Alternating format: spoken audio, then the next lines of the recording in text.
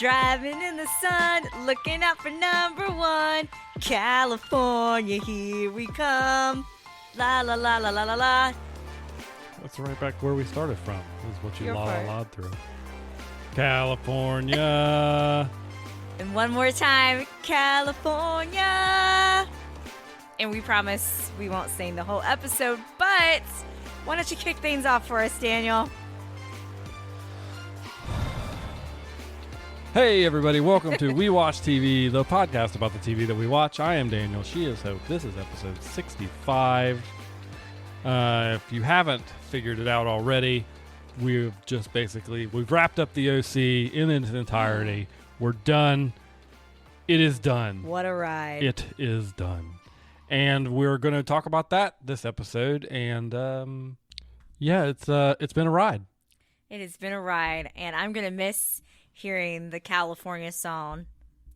I think you can just listen to that like on Spotify and stuff. Do you remember the first time that we went to California together? I do. And I played that on the way there, and then what song did I play when we got off the plane? It was the Miley Cyrus song. Yeah, I hopped off a plane at LAX with my dream in my cardigan. She made LAX sound a whole lot better than it actually turned out being. Yeah, it was not the best airport I've ever been to. I feel like it's one of the more stressful airports. Yeah, it was pretty Not stressful. the same stress of MCO in Orlando, but like the fact that it's so big. Yeah. I didn't see a single celebrity.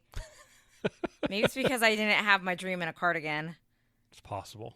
But and then when we drove from the airport, no, it was because we rented a car. Yeah, we rented So a car when we got in at our LAX. rental car, I then played again the OC theme song, California by Phantom Planet, because that's the kind of person I am. And I was like, oh, we got to play this in the car. It was quite a memory. Yeah, it was something. I do think it's a good, in terms of theme songs, it's not like a top 5 theme song, but it's pretty good. It's pretty good. Yeah, it's certainly in the tops of lists. It's no Game of Thrones or Golden Girls, which are like the 2 best theme songs Yeah, ever. especially if you're talking. I see. Okay, now we're going to get into sorting things, and I will say that I wouldn't put Game of Thrones and Golden Girls in the same category. I know they're technically both theme songs. Yeah, but we're just going by theme songs. But okay, What would be your top theme song for a show? my top theme song I think I'm going to have to, even though it's not my favorite of show. all time. Even though it's not my favorite show, I think the Game of Thrones theme song is just You put me on the spot. like iconic. You've put me on the spot. I do agree. I echo everything you just said. I like the Game of Thrones themes. I also enjoyed that they showed you the places you were going to be seeing in the episode, so Yeah, it we was like actually maps. different each week. Did you really? I thought we were talking about the OC, and here we are going Well, on we about. are, about, but it was theme really songs. a simple question. It's not. I mean, I really love Next Generation's opening credits. Oh, wow, you can't make it through. I any wasn't episode going without to. a Star You Trek. knew I wasn't going to. The Golden Girls one is a banger. Golden Girls too. is a banger. Absolutely. Thank you for being a friend. Rock Travel solid down the banger. road and back again. I don't know. The OCs. I love the song, and it fits so well with the show.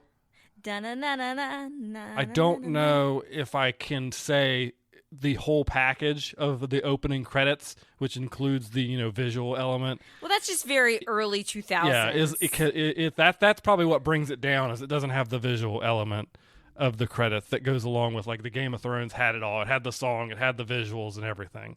And then the Golden Girls, I mean, It's the just visual clips. element's not there, but the Golden Girls song is just Okay, they do have some visual elements. Just the scene of Blanche where she's sauntering.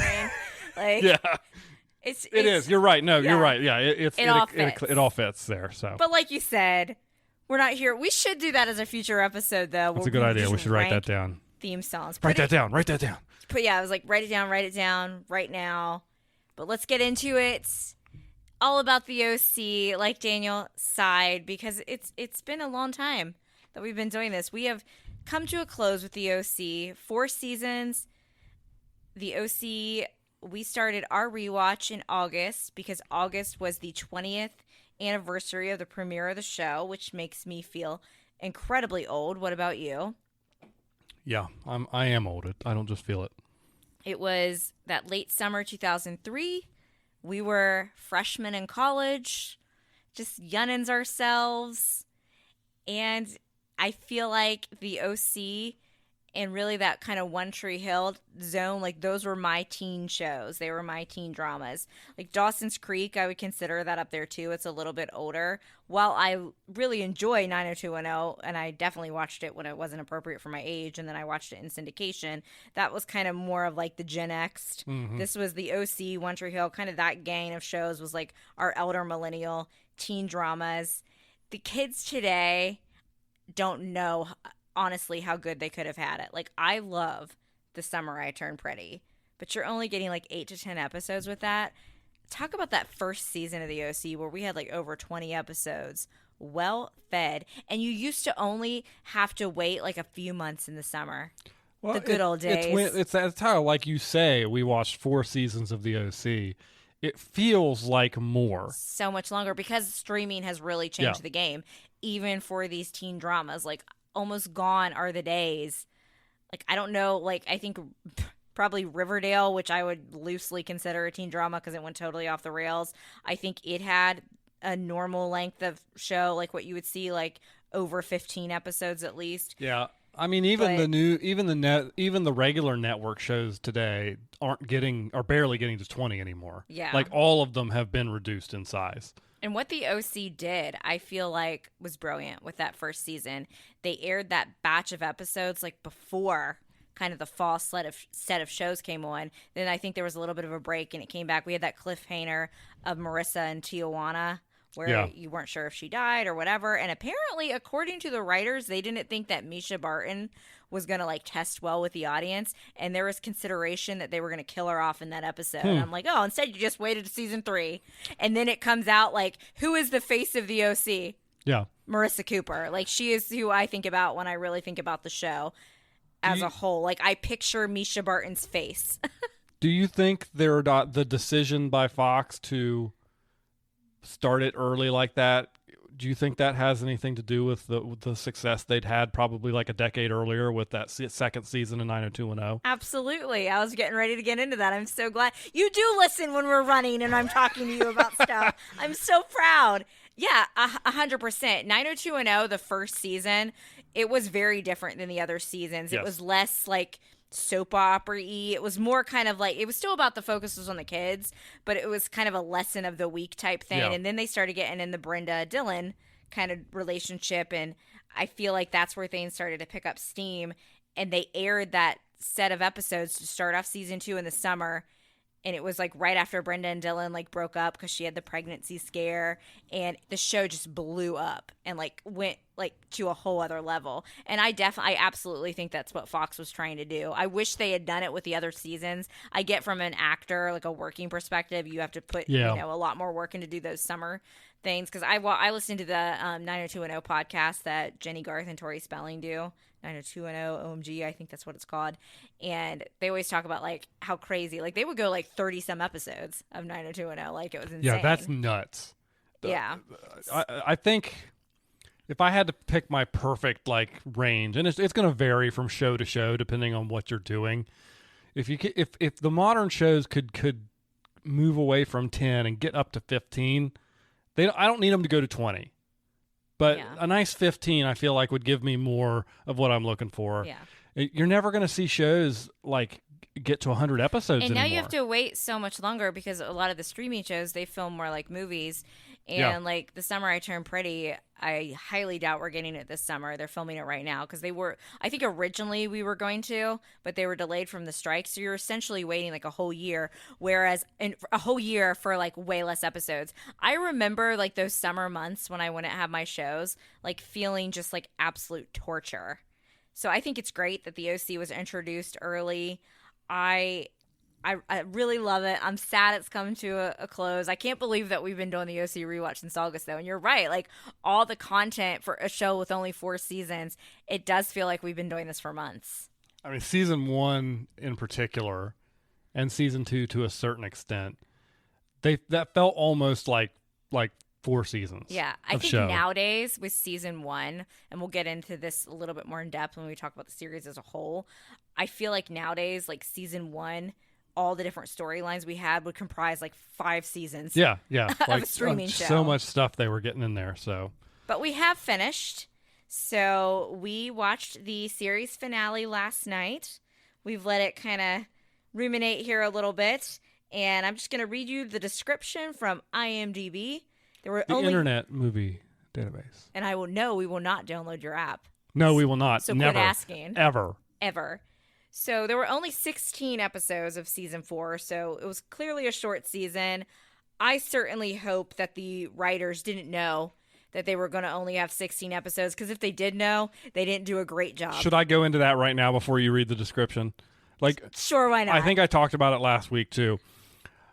They had to have written their entire like slate out to like 20 episodes, and then midway, because you know how they film. They film. They're only maybe at max a couple, 3-4 episodes ahead of what's actually on TV. Yeah. They had to have been canceled midway through. Like I said, I and certainly told, hope so. Listen, here's how many you've got left. Figure it out. And I think that's where that. So you're giving the writers a lot of credit. I hope that is what I hope. If they knew, then they did a bad job. They did a very bad job. And last week's episode, I panned their decision making on that earthquake, and I stand by it. That was a terrible way to transition. Yeah. I understand why they needed to do the transition, but I hate it. Anyway, okay. Read the episode description. There were so many things that could have been fleshed out better in this last season with just a few more episodes to get to 20. So, anyway, the season 4, episode 16, The End's Not Near. It's here. Aired on Thursday, February 22nd, 2007. That's another example of when you know your show's not ending in May, you're in it in February. 6 months after the earthquake, everyone makes decisions that will determine the rest of their lives. This is not only the season 4 finale, but the series finale as a whole. So it picks up, as like we said, 6 months after. Kirsten is big and pregnant. Apparently, Julie's pregnant too. They kind of leave it up. Suddenly, Julie is engaged to who? Bang. The Bullets. The Coens are living at Julie / Dr. Robert / Summer's They just kind of house. glazed over that because Julie keeps referring to it as her house. Well, Julie's not the one that's referring to it as her house. Everybody else refers to it as Julie's house. Yeah. Because you and I are always like, isn't it more Summer's house? But whatever.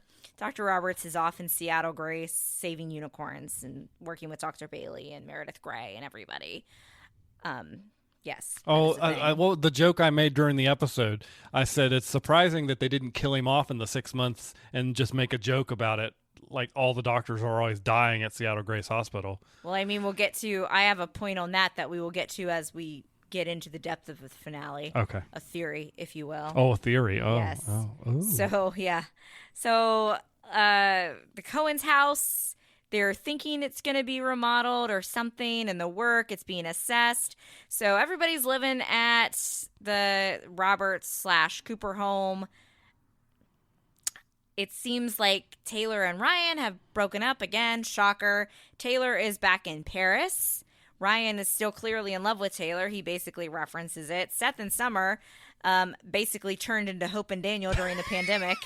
The early days of the pandemic, they're just sitting in their chairs, eating food and watching TV. I feel like that whatever they're watching was like the equivalent of our Tiger King. Now, we both had so-called like essential jobs, so we still worked during the pandemic. Like, I can't imagine if we had not worked, like how far down, like we could have totally been like them, not realizing like our animals had babies because Pancakes had babies. Pancakes is apparently not a boy, it's a girl and has had babies. Was this like immaculate rabbit conception? Like, where did she get access to another rabbit? Well, let's see. We all know what rabbits are known for. And yeah, but there has to be two. Yeah, and Seth and Summer weren't paying attention because they were sitting in their lazy boys eating food, not bathing, and watching some show. And there's a lot of rabbits just randomly running around the OC. Probably a wild one.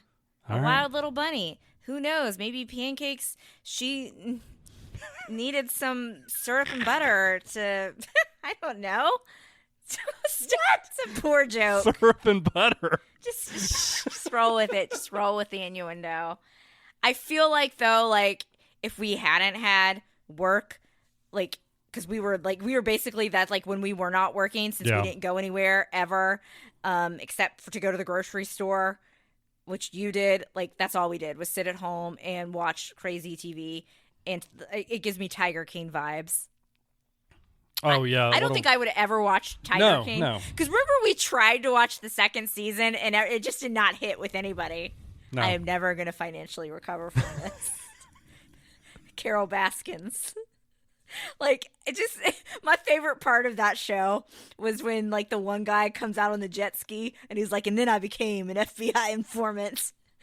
So, yeah, I feel like that was just us in a pandemic time period. Imagine if we had been, like, young, too. So everybody's lives are, like, on standstill. I don't know why they came. Yeah, okay, I remember it now. Julie basically says Frank found out, because somehow it's revealed that, yes, it's not the Bullet's baby, it's Frank's baby. Frank found out she was pregnant, freaked out, big shocker. Pulled a classic Atwood. And then I guess Julie liked the Bullet enough, and clearly this indicates that she probably did sleep with the Bullet at some point. Although he knew it wasn't his baby, so maybe not. I don't want to imagine that. I don't know. And apparently the Bullet has several children, like one Lubbock. He has 12. And Austin. Suggesting that. Hanoi. Yeah. And they're all boys. So we have that plot going on, and then that got a little silly. Yeah, I don't really know what we were doing there. I still like to see the Caitlin Bullet scenes. They're fun. Yeah, I don't know. All that stuff with the Bullet and his kids, and they're all wearing cowboy hats and named after the cities they're from. I totally forgot about that. There was some silliness in this episode that did not jive with me.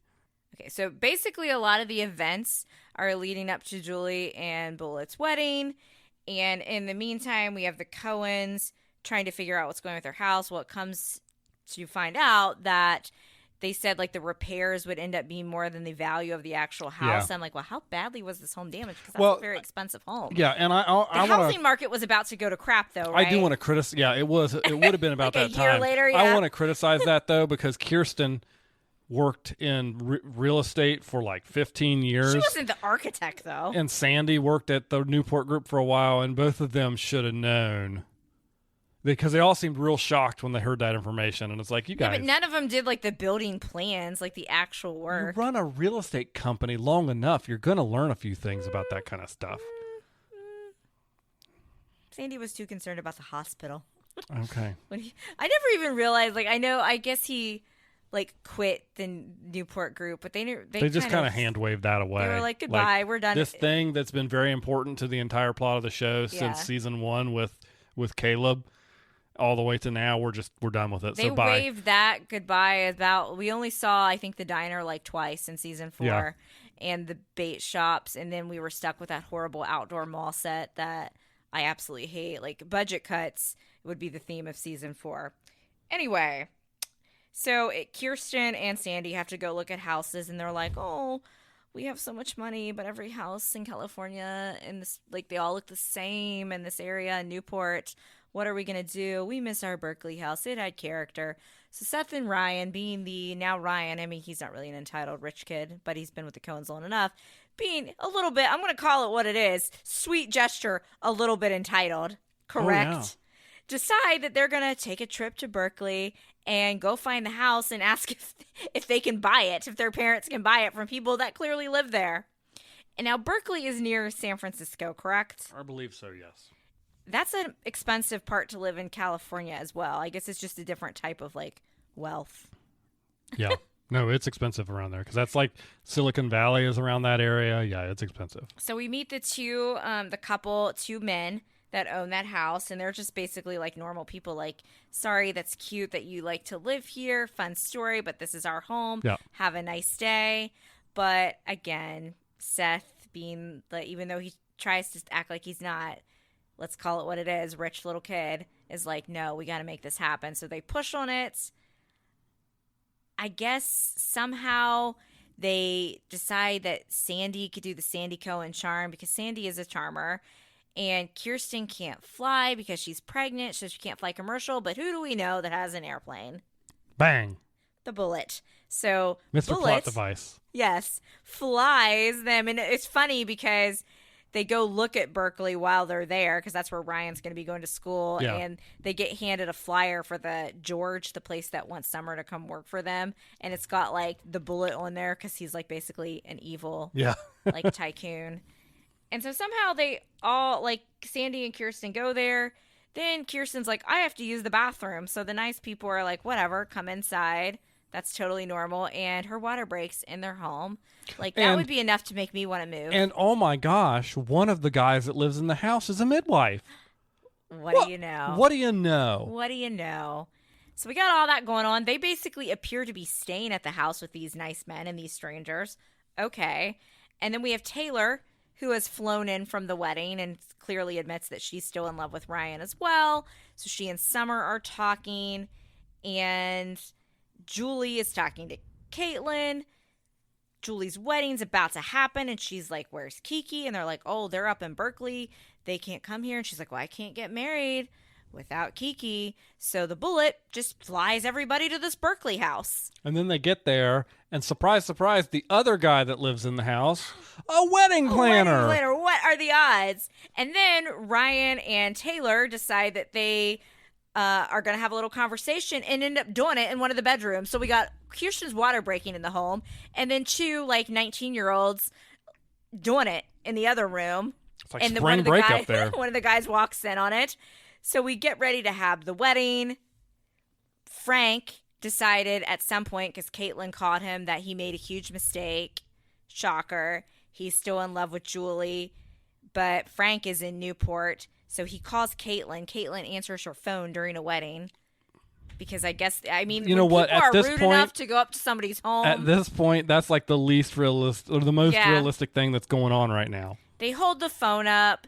They're like, you need to make a decision.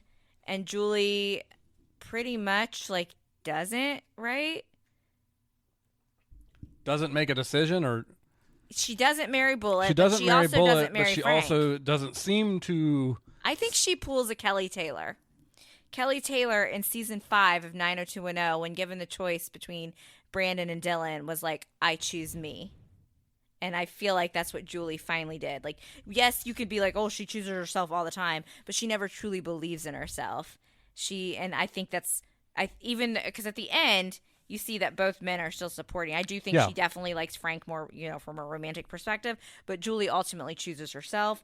Then we got some more time that passes, and Ryan and Taylor seem to be back together in a good place, but she is going back to Paris, which I think is good. I think they're young at this point. They don't need to go to Berkeley together. That was never her original plan. So they have a very sweet moment, a very sweet goodbye. I feel like it's indicated that they still are pretty much together and happy. Seth basically tells Summer, hey, I think you should go do this thing in George. We know he's going to go off to Providence anyway. And he's like, we've fallen into a rut. This is something that you need to do. So we get a very emotional goodbye with Seth and Summer. How that goodbye got me a little in the feels the first time I watched it, and this time. The episode finally started to get better at about this point. But we had a lot of crap. 8 minutes.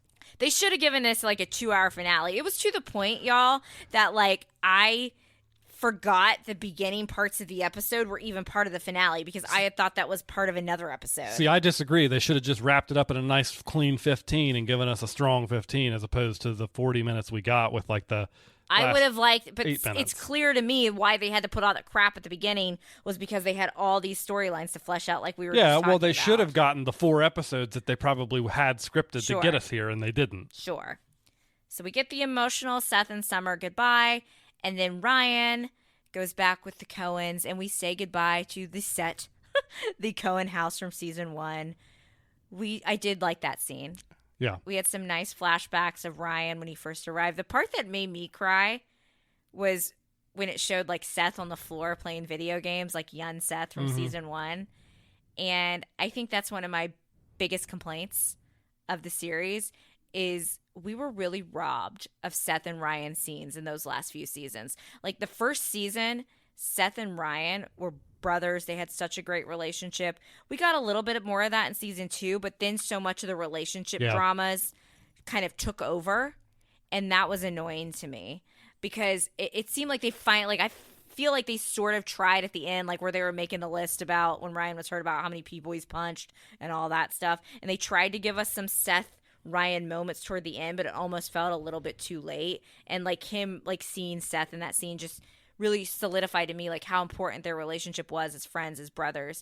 Ryan gave Seth a confidence that he had never had before, and because of Ryan, I feel like people were able to accept Seth, and Seth was able to make some more friends, where he had kind of just been this like lonely shell like nerd, you know. It was the relationship, it was the actual relationship the early seasons were built on. Oh, absolutely. And they really lost their way in season 3.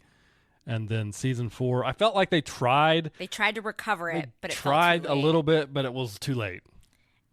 So then we see him in the car, and it mirrors that scene from season 1 where he's looking, and you see Marissa standing there in the white top and the outfit, just kind of looking. They picked the quickest shot possible that shows her clearly the least amount of time. But that's an iconic shot from the I series. agree. It's like one of the moments when I think about the OC that I visualize. And I do want to circle back to the moment with Julie and Summer before Julie's, wedding that didn't happen, where Summer gave Julie the locket with Marissa in it. And you were like, oh, so they are pretending that Marissa exists.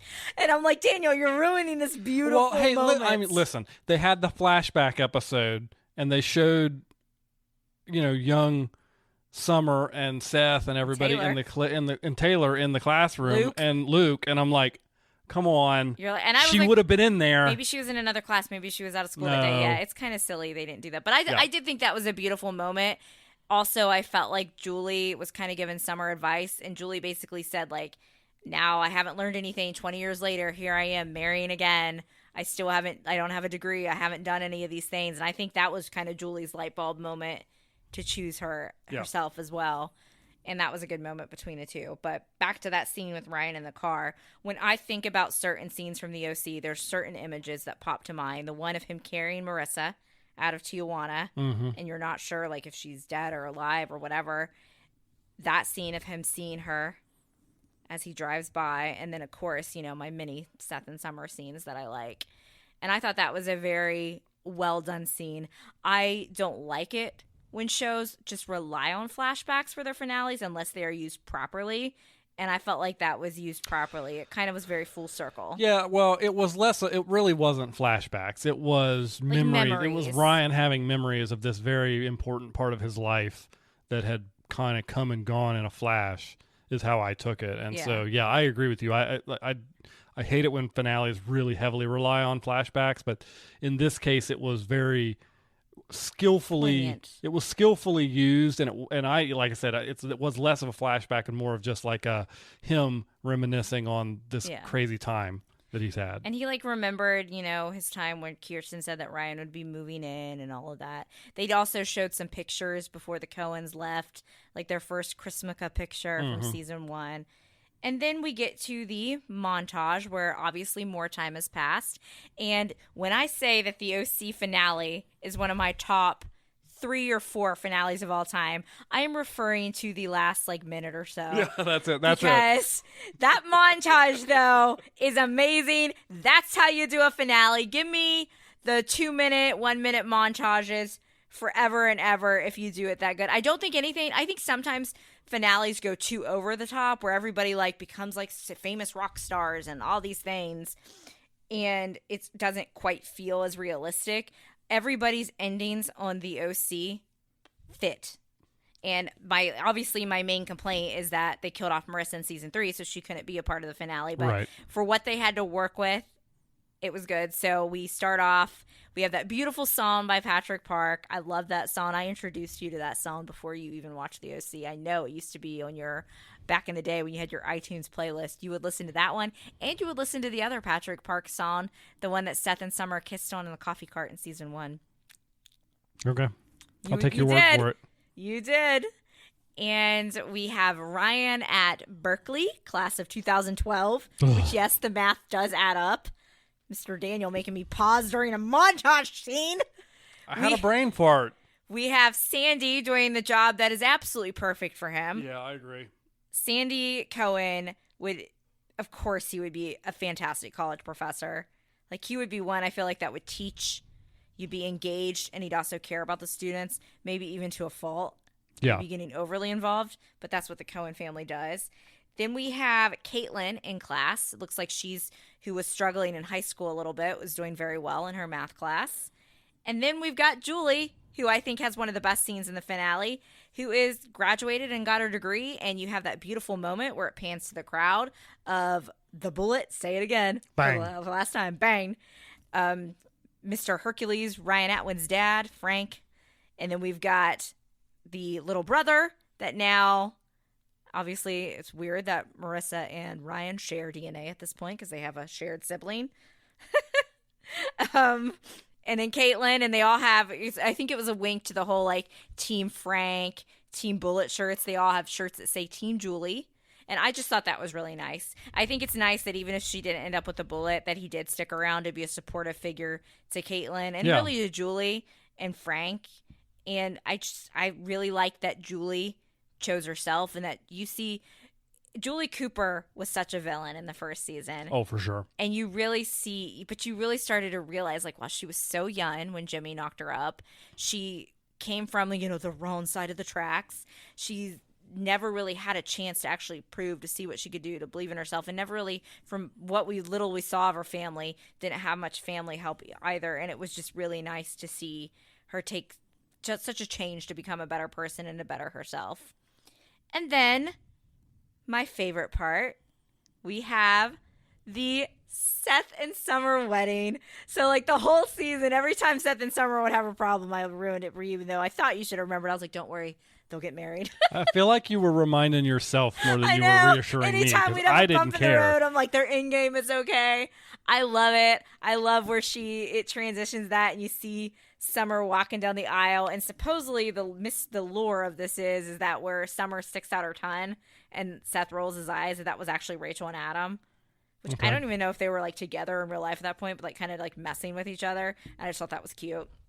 We do see Ryan and Taylor exchange a look. I always felt like you could interpret that as they did stay together, or, hey, maybe they didn't stay together, but they gave each other just, respectful, knowing looks, indicating something. The writers have since said that, that they were supposed to be in game. So, but I feel like they left it open enough that if you absolutely hated Ryan and Taylor, you could be like, whatever. I thought the knowing looks and glances showed it to me that they probably were together. What do you think? I don't know. You're not going to render an opinion? No, I don't think so. You ended up liking them better, though. You told me you did. Sure, I agree, but imagine if we had more time to develop them than what we did. If we had just a few more episodes. So did you end up liking them as a couple? Yeah, they were fine. And that's fine is good for you, though. Yeah, sure. You didn't absolutely that hate it. however you like. What? You interpret that however you like. But you've always said that fine on the scale for you is the same as, like, great, awesome on the scale for me. I don't think that's how it works out, but... Then what does fine mean for you? You told me I'm fine with it. If they are together, I'm totally fine with it. It does not bother me anymore. You literally told me once that your fine was equal to my good, and now you're trying... I feel like your scale depends on mood. Do you have, like, a fine, like, C-, a fine B-? What is fine? It's in the voice tone with how I say it. That's how you determine. You are a confusing individual. I ended up really liking Ryan and Taylor, and I know I liked them in 2007. I didn't, like, love them, but I did really enjoy it, and I felt like it breathed a different life into the show.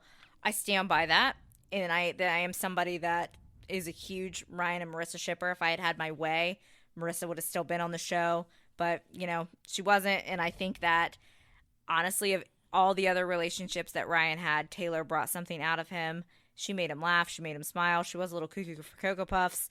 But Ryan's not exactly sane either with all his needs to punch everybody all the time. And I enjoyed seeing that side of Ryan smile more. So I'm okay with them ending up together. Yeah, possibly. I will certainly agree with you that she brought out a different character in Ryan. That was a good thing for him and his growth. Yes, I agree with you there. So I'm cool with that. But, that's not Ryan's in-game. Really isn't Ryan's story. Correct. So before we get to Ryan's story, we did see little Sophie Cohen, who is now, a little girl. What do you think she'd be like now? I would love like a reboot with her. She'd have two brothers. She'd have one brother always punching people, another that could teach her the nerd things in life. She'd have Summer as her sister-in-law. I think she'd be probably Cuckoo Taylor as like a sister-in-law as well, assuming that Ryan and Taylor are together. So I think that could work out well. Now, before we move on to Ryan's portion of this whole like in-game montage, we did talk about Dr. Roberts being at Seattle Grace. I am going to assume, now obviously enough time has passed, that Dr. Roberts did die at Seattle Grace, because why on earth was he not walking Summer down the aisle? That's like my biggest complaint about that whole scene, because they made such a point the entire series about how much of a daddy's girl Summer was. He got trapped in cement or fell down 15 Maybe flights of stairs. Maybe he was on the plane too. Maybe he's on one of those airplanes. No, but the plane... That hadn't happened yet. Yeah, that hadn't happened yet. And George was still alive at that point. Spoiler alert, George hadn't gotten hit by the bus yet, which, oh my Lord, here's our connection. I never thought I would, I can't believe I just put this together now. Oh, George on Grey's Anatomy, he dies when he gets hit by a bus, right? I do, yes. Do you know who he was protecting and who moved out of the way? Lindsay from season 2. That is who George stepped in front of. So Lindsay from season 2 didn't get hit by a bus. And what a wonderful world we live, y'all. Not where people get hit by buses, but all these connections. That's in it. That didn't transition well. So I'm just going to assume that's where Dr. Roberts is, right? Like, either. Yes. Yeah, I don't know. So Ryan's point of his story is another full circle moment. He is working as an architect. And who does he see when he comes out of work one day? Vagabonds. Oh gosh, you please go. Just a kid sitting there with his bike looking all, poor and down in the dumps. Just like Ryan looked. Yeah. And then, hey kid, do you need any help? Is that what he said? Something to that effect. Similar to what Sandy said to him. Yeah. So it kind of gives you the impression that Ryan is going to take a wayward youth, just like he was in, and mentor him. And the circle of life continues. I don't think you can just take them off the street. Snatching your kids. I thought that I like that. I like a full circle moment where you still get character growth. One of my biggest complaints about finales is when they do full circle at the expense of character growth. Right. How I Met Your Mother. Let's see, I can think of a million shows that it's like why have more seasons than season 1 if we were just going to revert everybody back to their season 1 likeness. But if you do it correctly, like Ted Lasso did and the OC, then those little callbacks, full circle moments are worth it. So that last montage, what is it, like 2 minutes long? Yeah, something like that. That is why, Daniel, I consider the OC finale one of the best. I'm just going to ignore all the crap at the beginning of the episode, focusing on just the montage. What do you think about that finale? And if you didn't get emotional during that montage, you are dead inside. Throwing away the first 40 minutes. It was a very satisfactory ending. Yes, I agree with what they had to work with. Obviously, Marissa would have been. It would have been nicer to have Marissa being in that montage and seeing her, not necessarily with Ryan, but seeing her being a successful adult. But we weren't able to do that. What we had to work with was satisfactory, and everybody seemed like, again, like you said, everybody was in a good place, but it wasn't this. Marissa being a social worker, but it wasn't this fantasy place. Like if Marissa lived a social worker with how empathetic she was helping people, I could have seen her do that. But yes, I agree with what you're saying. We couldn't have Marissa, or agree with what I'm saying and you are saying again. We're tired, y'all. I don't need, as much as I love Parks and Rec, the fact that either Leslie or Ben were supposed to be president, I always thought was stupid. And I love that show. And yes, it's a comedy, but do you agree with me? Yeah, I never liked that. And then, as much as I love One Tree Hill, the fact that they all became almost low-key famous was always insane to me. I definitely think that even though One Tree Hill lived way longer than it should, that the OC was still able to pull off a better finale, because One Tree Hill without Peyton and Lucas, like they only did two little references to them, like the book that Lucas was reading at the beginning and then the stoplight thing with Peyton. And I always found, like, just knowing what we know about the showrunner from One Tree Hill, I really feel like he wanted to punish those actors. And you probably don't even remember the end of One Tree Hill. No. Like, it was not great. I like the joke, that's a self-aware joke that the finale episode made, where Summer is like, these teen dramas, they just live way too long and go on way too long past their time. And that's probably, I think One Tree Hill probably should have wrapped it after season 4.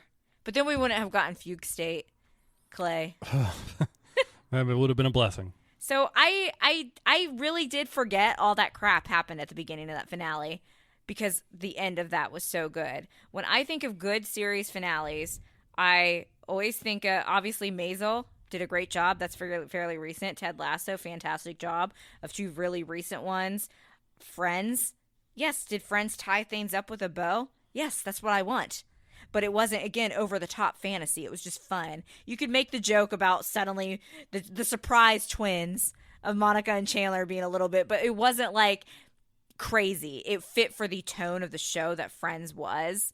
I like the Raymond finale. We've talked about that, where there was a little bit of a scare and they just went on with their lives. This was a finale that I enjoyed. Yeah, I agree. Like I said, I don't know. I'm not going to be as glowing as to say that I enjoyed the entirety of the episode, and I disagree with you. I don't think you can just throw out 40 minutes because you like the last 2. But you're entitled to your own opinion. The wrapping up of the storylines was satisfactory, even if the road that we had to take to get there wasn't the most, was a bit bumpy. Yes. And it got a bit bumpy at the end because they ran out of time, either from their own miscalculations or because the TV network was like, we're going to end you in February.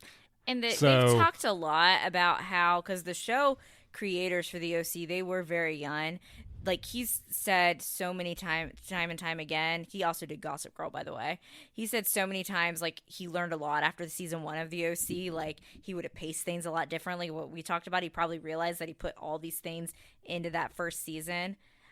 So, going back to the series as a whole, I feel like before we started this, I said that I honestly preferred One Tree Hill over the OC. I think I'm going to have to change my opinion a little bit.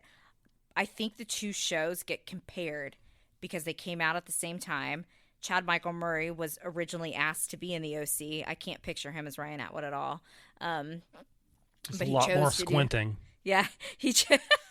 He chose to do One Tree Hill instead. But One Tree Hill is just almost all drama. Like, there are some funny moments. Like, Brooke has some funny one-liners.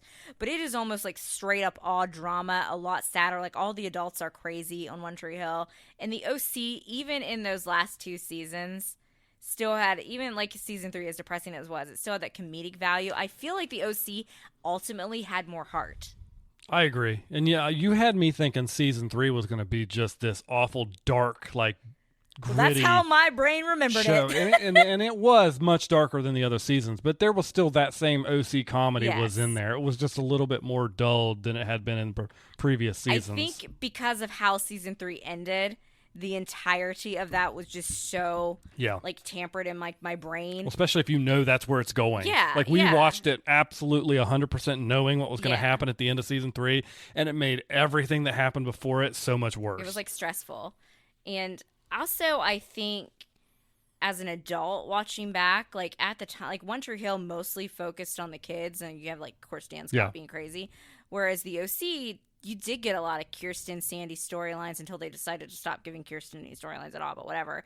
Julie, Jimmy before he, decided to go be lazy, Caleb Nickel, and I found myself now being more interested in the family dynamics and the adult storylines than I did when I was 19 watching the show. Right. And I think that's really interesting, to think about, because when you're younger, I probably was more interested in what the kids were doing. Like, so much stuff with Sandy and the Newport group, I had absolutely zero memory of. I'm like, I don't remember any of this. Yeah. I didn't remember that he and Jimmy bought a restaurant together. I didn't remember any of that. And that was season 2? Mm-hmm. Or was that even season 1? It might have been season 1, part of that. I didn't remember any of that. So I think I'm going to change my opinion that the OC was the better show and was the better written show, but that doesn't change that I don't have mad love for One Tree Hill, and I always will. I know you already are going to pick the OC, correct? Oh, yeah, for sure. So, anything else you want to say about the series as a whole before we get into some questions? From a teen drama perspective, just in general. You are a male that watched this. Most teen dramas are dominated by a female audience, although I do know a lot of males that did enjoy the OC more than stuff like One Tree Hill. If you want to kind of elaborate why you think that is, what you thought of it. I mean, I think to a certain respect, it was less. It was more targeted at a general audience, whereas One Tree Hill, I think, whether it was subliminally done or not, was more targeted towards kind of a female audience. Because Ryan and Seth were main characters. Not saying that Nathan and Lucas weren't main characters, but they had more things to do on their own without the girls. Yes. Also, I think for me personally, the fact that Seth was there representing that kind of nerd culture at a time. Because you were a Seth. At a time when that was not, like, I think everybody's got this, everybody's got blinders on, okay? It's only been like the last 10 to 15 years that being a Marvel fan and being a Star Wars fan and being Star Trek's still not there. Someday it will be, though. was acceptable, not just acceptable, but was actually mainstream, and everybody was like, yeah, of course I like the Marvel movies. Well, why wouldn't you? Yeah. Okay, that's not how things were when this show came out, so it's kind of nice to see that representation. So from my perspective, that's why I like the show. It is my second favorite teen drama. What is your first favorite? Oh, your Gilmore Girls? Gilmore Girls. Okay. And I think Gilmore Girls kind of can toe that line between teen drama, but also a family. Like, it's a teen drama, Hope. Okay, but Luke and Lorelai were like one of the main, like... Sandy and Kirsten. I know, but like you always wanted to know. We had this what was conversation. gonna go down. It's a teen drama. All Everybody right. agrees with me. You're the only person who thinks Gilmore Girls isn't a teen drama. I elevated a little bit above a teen drama, maybe because I'm putting it on a pedestal. I do think I feel like Dave Rogowski was like Seth Cohen light. Sure, that was like proto Seth. Yeah. Yeah. I think, too, echoing your point about Seth, though, like, in the past, all the nerds were always represented as, like, really looking dorky. Seth was always attractive, and I feel like, it was more of, like, he was lonely. Like, he was actually what a real nerd would be. Not every nerd is going to walk around with, like, glasses and a bow tie, like how they were pictured on TV before. I think that even though they were richer, they felt more normal in a way compared to the One Tree Hill kids. And one of the things that I really liked about the OC was, yes, we did have some love triangles, but not amongst the core four. Right. There was no, like, we never had Summer and, like, Ryan date. Like, she, like, hit on him and, like, what, like, and they referenced that and made fun of it in season 3. We never had, apparently there were plans to make Seth and Marissa date, and I can't even imagine. I cannot even imagine that. Can't fathom or picture it at home. I would rather like Marissa and Summer date each other than had to witness that. Like that, just no. So, are you ready to get into some questions? Are these rapid fires? They are rapid fire questions. Okay, let's go. All right, I will go first, and then how do you want to do this? Do you want me to ask you, and then you take a turn, or me just ask all the questions? We'll just go back and forth. All right. So, best season. First season. I agree. The first season is the best season. Favorite character. I'm still going to go with Seth, even though he did get on my nerves. We never do rapid fire correctly. I love Sandy Cohen. I know that's going to be your answer. And Seth really annoyed me a lot of the series. And I do think he did not have the best character growth. But I'm just always going to have a good spot in my heart for Seth Cohen. And y'all, it's because I married Seth Cohen. So I love you. Okay. Is that all you have to say is okay? That's all I got to say. You already answered for me. I said something really nice. I love you too. Okay, I know. I was trying to make it about myself, being the Seth Cohen. True. Gosh. Favorite couple. Oh, so you are going to answer your favorite character as Sandy? You already answered for me. Oh, okay. Well, it's my turn to ask the question, but favorite couple, Seth and Summer. Yeah, Seth and Summer. All right, least favorite character. Boy, this is actually a long list on here, but I got for Oliver. And it's you stole my answer. It's right up there with Oliver and little Gianni. But Oliver wins in the end. I go with Oliver as well. Oh, is it my turn? Yeah. Character that deserved more. Luke. I feel like yes, I agree with you. Go you ahead. agree. Luke, they could have had. I wish they hadn't had Julie sleep with Luke because I think that's part of the reason. But I think we could have still even moved past that. I think Luke. We were really starting to get to know Luke before that happened, like from a different perspective, and he and Ryan were even forming a friendship. And I really feel like they could have kept Luke on the show Luke longer. was a more okay. Now I'm not saying that Luke should have been the stand-in for Zach, but Luke was a more compelling character. Oh yeah. Than Zach, and he could have been in season 2 some sort of antagonist that would have been more compelling than Zach. I wonder if even wanted him to be an antagonist though, because what I started to like about Luke is like that he started, even though like he had the slept with Julie, but at the end of the day, that's on Julie. Luke's still a kid in the situation. Like that's what you have to think. Like at the time when I watched that as it was airing, I blamed Luke a lot more, and now I look back on that and I'm like, okay, he was a teenager, she was an adult, she was the one in power. But that aside, like before that happened, like we were starting to see Luke change as a character. So I think he could have been like somebody that could have been around as sometimes an antagonist against the group. Yeah, I suppose I didn't mean to suggest that he was like a villain or anything, or like, but yeah, like a foil occasionally. He would have worked really well in that manner for season 2 if they had decided. I think it seemed pretty clear they had just decided he was gone after season 1. Yeah. So I would have preferred they had that character they'd established and he was compelling.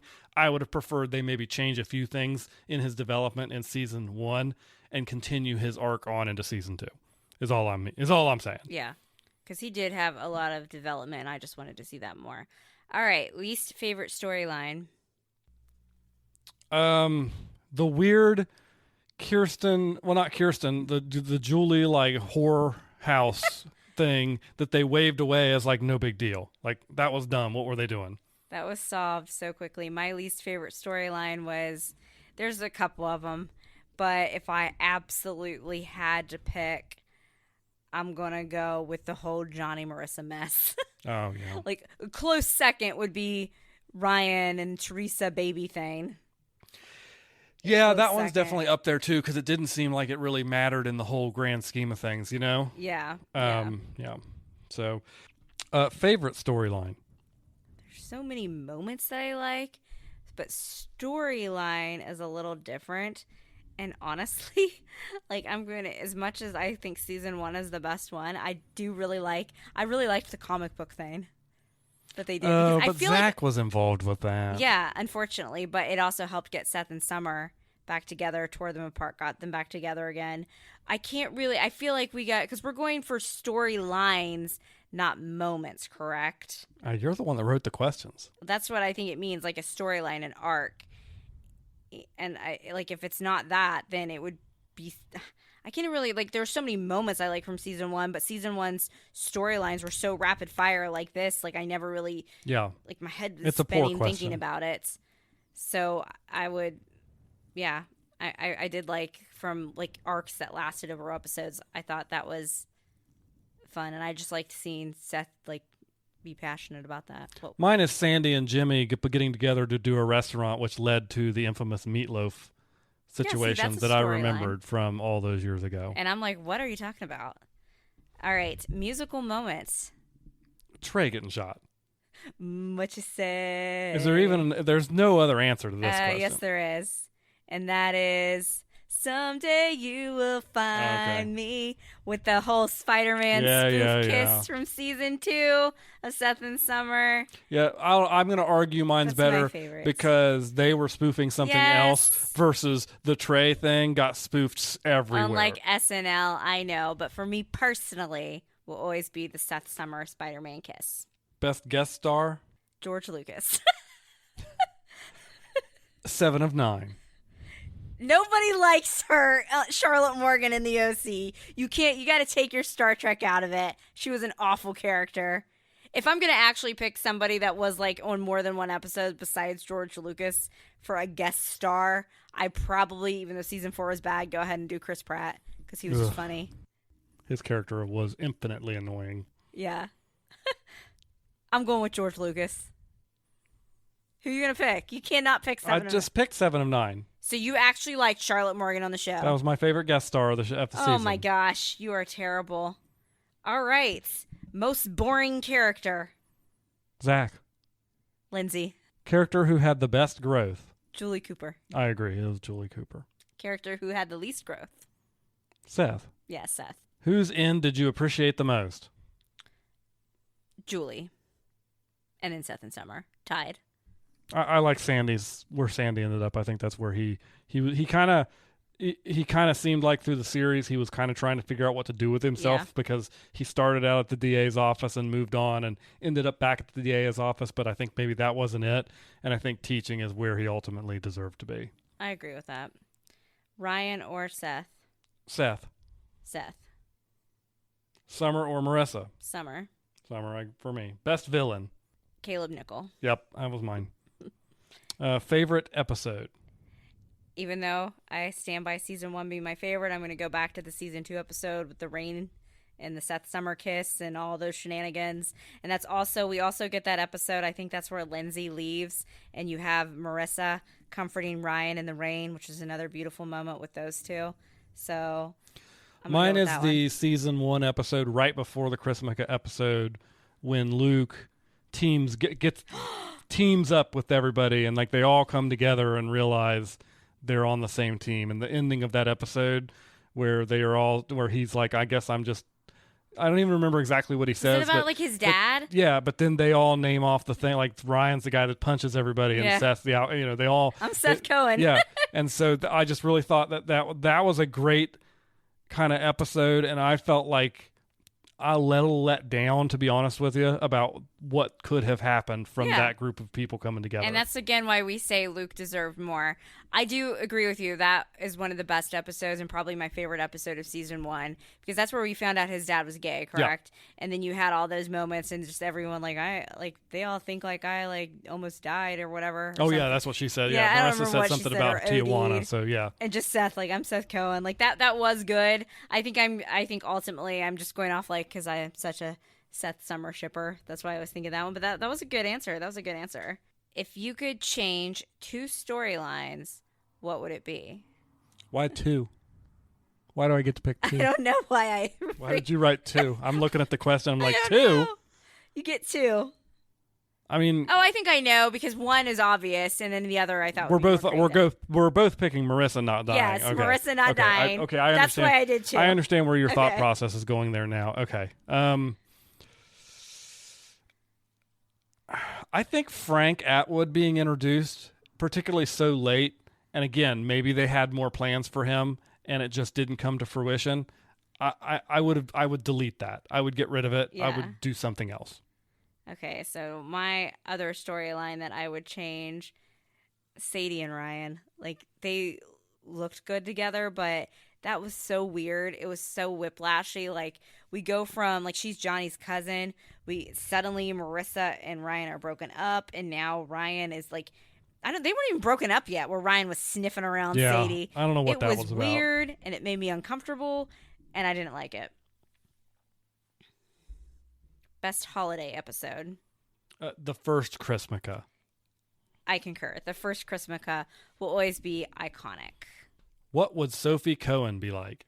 We sort of already talked about this earlier, but I think Sophie she's obviously not going to grow up in Newport, but she'll probably be, Berkeley, she'll have that liberal, elitism, I guess you could say. But I think with brothers like Seth and Ryan, who I think will be around a lot, and we talked about, for sure, Summer as a sister-in-law, possibly Taylor. I think she'll have a good head on her shoulder. She obviously has great parents with Sandy and Kirsten. I could see her being more like Kirsten from a reserve standpoint, but I could also see her, Seth is teaching her about comics books, about superheroes. Ryan, always, she's got all these good people in her corner. I could see her being her class president or something. I don't know. The next generation. However the writers choose to write her, should they ever revisit. Would you watch a Next Gen OC? I would. I would watch a reunion. I don't know that I would go with a Next Generation, because I just don't. I haven't seen a lot of those, succeed. Yeah. And so Girl Meets World was awful. it kind of depends, I guess, like if it's a next generation, so it's not necessarily a reboot, but like a continuation, so to speak. So she's in it. Like, are you getting Sandy and Kirsten back to be parents? I would hope The more so. returning characters you get back, the more interested I might be. But if it's just that, Where like, they've talked about doing reunions, Adam Brody's like the main one that doesn't want to do it, and I'm like, you can't do it without Seth. no. Like even Misha Barton was like, yeah, I'd do it, even though her character is not alive. I'm pretty sure one of our previous episodes I pitched Yes, how they you could bring did. her back You in did. that. So that's for everybody to find. All right, guys, but that's it for the OC. It's been a fun journey. I've enjoyed watching one of my favorite shows as an adult. I'm sure I'll do another rewatch sometime of the OC in the future. I always watch at least the first 2 season Christmaka episodes anyway with my holiday lineup. So this isn't goodbye forever, the OC. Yeah, and if you want to listen, if you're somebody who's just kind of come into the podcast recently and haven't listened to all of our discussions about the OC, I have great news for you. Here in the next couple months, I'm going to start cutting the conversations we had about the OC over the past 6 months into supercuts and releasing them on our Saturday supercut time. So I think right now the way I've broken it up, I've looked at the timestamps, and it's gonna be about a half a season per episode. So the first episode will drop probably in a month or two, and that'll be season 1, part 1. And so that's how we're going to structure that. So if you want to listen to us talk about the OC for the first time, or if you want to listen to us again for some reason, you can do so. And also that brings us into, we are actively looking for a new show to rewatch. We've gotten a bunch of good suggestions from everybody out there. Hope, what suggestions have we gotten so far? We have had New Girl, Brooklyn Nine-Nine, Mad Men, Battlestar Galactica, Gossip Girl, Scrubs, to name a few. Yep. And so Hope and I are here in the next couple days are going to kind of put our heads together and try and whittle that list down to about 4. And then what I'm going to do is put up a poll on our link tree. So everybody, you'll be able to get to it. And we know we have some listeners out there who, don't have Instagram for various reasons. And so we want to make sure everybody can vote. And so we're going to put a poll up, and we'll let everybody know where they can access that. Sometime in the May area, we will announce what our new show is going to be and get to watching it. All right, until then, see you guys next week. Thanks for listening to this episode of We Watch TV, a podcast about the TV shows we watch. You can find more from Hope and Daniel on Instagram at We Watch TV Podcast. Drop us a line if you like the show, have a question, or a recommendation. You can find Hope on Twitter at Lil Runner, and Daniel on Twitter at The Real Hobo Dan. Music for today's podcast was provided by Your Tunes from Pixabay. Artwork was created using the AI program Midjourney with prompts written by Daniel.